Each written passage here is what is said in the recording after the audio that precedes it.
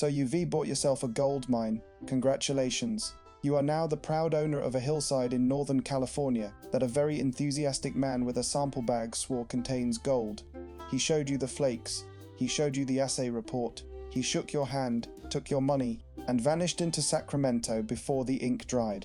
You are standing on several million tons of ancient gravel, and somewhere inside that gravel, there is gold, maybe 5 cents worth per ton, maybe 20. You don't actually know yet. What you do know is that you owe a group of investors in San Francisco a return on their capital. Your first water bill is due in 9 days, and you have 36 men waiting at the bottom of the hill, expecting to be paid whether you find anything or not. Welcome to the mining business. It is 1855. The easy gold is gone. 6 years ago, a man could crouch in a river with a tin pan, swirl some gravel, and pull out a nugget worth 3 months' wages. That era lasted about 18 months. By 1851, the rivers had been picked over by tens of thousands of men crawling across every creek bed from the American River to the Feather River. The surface gold, the stuff you could see with your eyes and grab with your fingers, was functionally exhausted. What remained was deep, spread thin across enormous deposits of ancient gravel, buried under layers of volcanic rock and clay, packed into hillsides that looked like nothing special from the outside. That is what you bought. Your mine is not a cave full of glittering metal. Your mine is a logistics company that happens to produce gold, and right now it is producing nothing but expenses.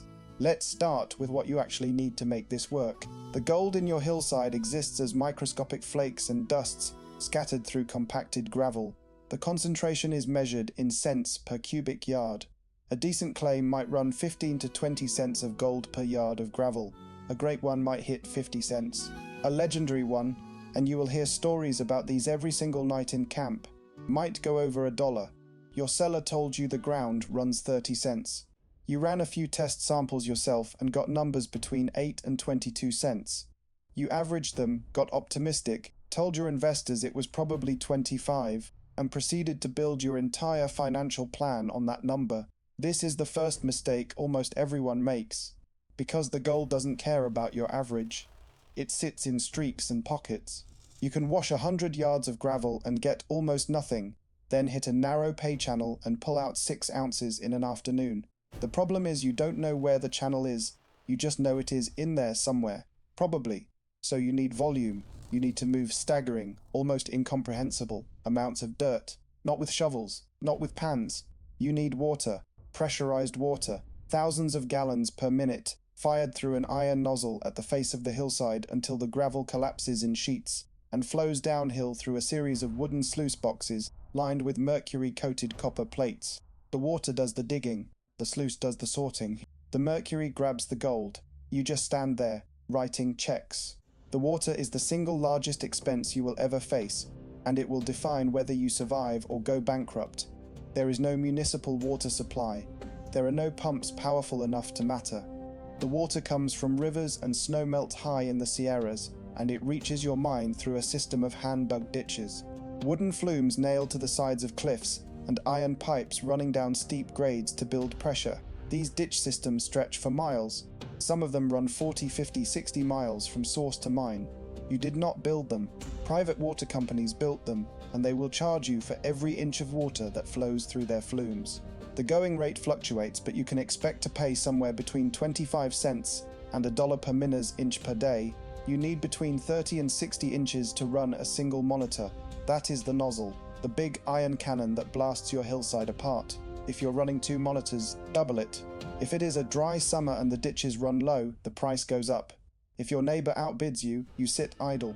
Your men still get paid, your debt still accrues interest. Your hillside just sits there, holding its gold, watching you bleed money. Say you negotiate a seasonal water contract. You're paying roughly $15 to $25 a day just for water. That is before wages, before mercury, before lumber, before food, before tools, before the mule that hauls your supplies up the trail, before the armed guard you hired after someone stole 300 feet of your sluice lumber last month. Your crew cost you between $3 and $5 per man per day. That is high. Back east, a laborer makes $1. But this is California. Everything costs more because everything has to be shipped around Cape Horn or hauled over mountains. A bag of flour costs what a barrel costs in New York. Boots wear out in weeks. Your men eat beef, beans and bread, and they eat a lot of it because they're working 12-hour shifts in freezing water and mud. You are feeding and paying 36 men, call it $140 a day in labor costs alone. Some of them are ditch tenders, keeping your water supply flowing. Some are sluice men, standing knee-deep in runoff, raking gravel and checking the riffles. Some are piping men, aiming the monitor at the cliff face, dodging rockfalls that could kill them instantly. One is your foreman. He makes $7 a day and earns every cent because without him, half the crew would be drunk by noon. Now, mercury, you need it. The fine gold, the stuff too small to settle in the sluice riffles on its own, sticks to mercury through a process called amalgamation. Your sluice boxes have copper plates coated with quicksilver. The gold binds to the mercury. You scrape the amalgam off, heat it in a retort. The mercury vaporizes and you're left with a button of raw gold, beautiful system. One problem, mercury costs money. Mercury gets lost in the tailings, and mercury is poison. You're buying mercury by the flask. A flask is 76 pounds.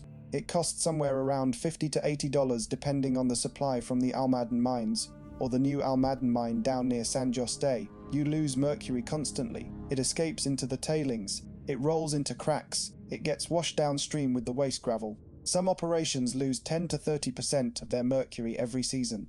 That is not just an expense. That mercury is now in the river. It is in the soil. It will still be there 150 years later. Nobody in 1855 cares about this. Your men care, though, not about the river, about themselves. The retort process involves heating mercury until it turns to vapor, and someone has to stand near that retort and breathe. Mercury vapor destroys the nervous system slowly. Tremors first, then confusion, then personality changes, then death. The men who work the retort know something is wrong. They just don't know exactly what. They call it getting shaky. They keep working. So let's run the numbers on a typical day. You blast the hillside. Let's say your monitors and your crew move 500 cubic yards of gravel in a long shift. That gravel washes through the sluice. If your ground actually runs 20 cents per yard, and that is optimistic, you've recovered about $100 worth of gold in a day. Your costs that day, water, $20, labor, 140 mercury losses, call it $3. Lumber replacement and equipment repair, another 5 to 10.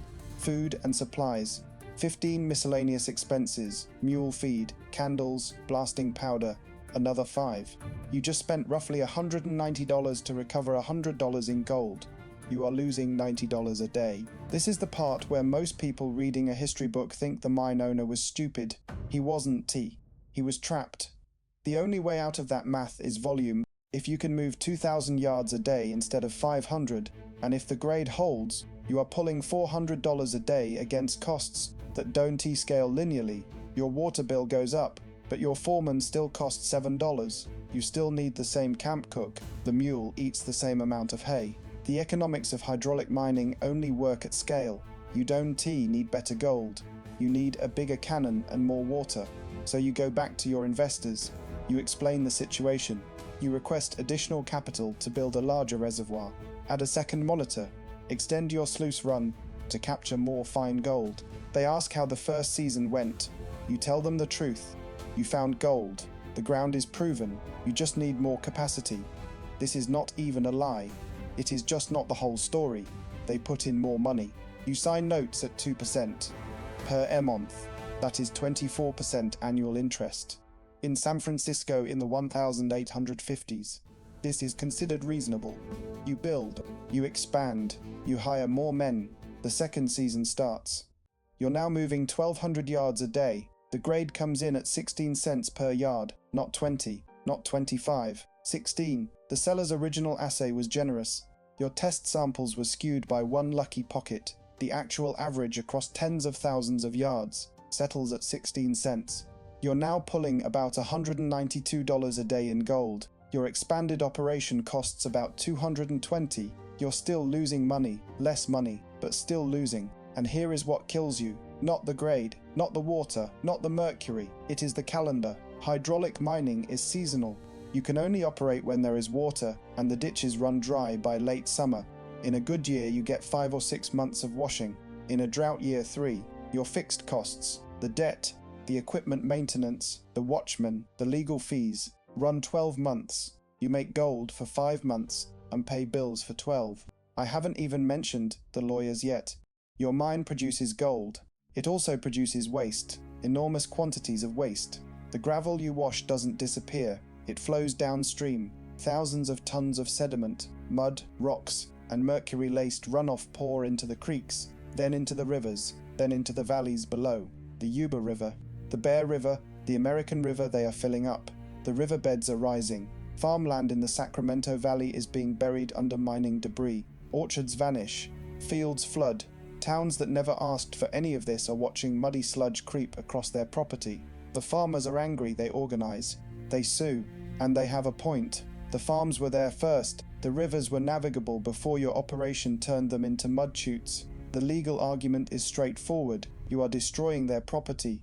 You respond with the legal argument that mining is the economic engine of the state, that your water rights are legitimate, that progress demands sacrifice. A judge in Sacramento listens to both sides. He is sympathetic to the farmers, but he also knows that mining employs thousands and generates tax revenue. For a while, the cases drag on. You keep operating. Your lawyers cost $8 a day. You add that to the pile. But in 1884, a federal judge named Lorenzo Sawyer issues an injunction in the case of Woodruff v. North Bloomfield. He doesn't just rule against one mine. He effectively bans the dumping of hydraulic mining debris into rivers that flow into navigable waterways. That is all of them. Every river in the northern Sierra drains into the Sacramento. The ruling doesn't say you can mine. It says you can let the waste go anywhere, and there is nowhere else for it to go. Your monitors go cold. Your sluices dry out. Your water contract is now a bill for water you can use. Your flumes, your reservoirs, your iron pipes, all of it is now a stranded asset. The equipment has no resale value because nobody else can use it either. The lumber rots. The iron rusts. Your investors in San Francisco receive a letter explaining that the operation has ceased due to legal circumstances beyond your control. They do not take it well. Let us do final accounting. Over the life of your operation, say 6 seasons of active washing, you moved approximately 800,000 cubic yards of gravel. At an actual recovered grade of roughly 16 cents per yard, you produced about $128,000 in gold. Your total expenditures, water, labor, mercury, lumber, equipment, food, transport, legal fees, interest on debt, and the initial purchase price of the claim came to approximately $175,000. You lost $47,000. You had gold, real gold. You held it in your hands, shipped it to the mint, received stamped coins in return, and you still went broke, because gold in the ground is not money. Gold in the ground is a cost center with a marketing problem. The mountain never promised you a profit. The mountain just sat there, full of gravel and traces of metal, while you and your investors and your workers and your lawyers and your mercury and your water and your mules burned through cash, trying to convince yourselves that volume would save you.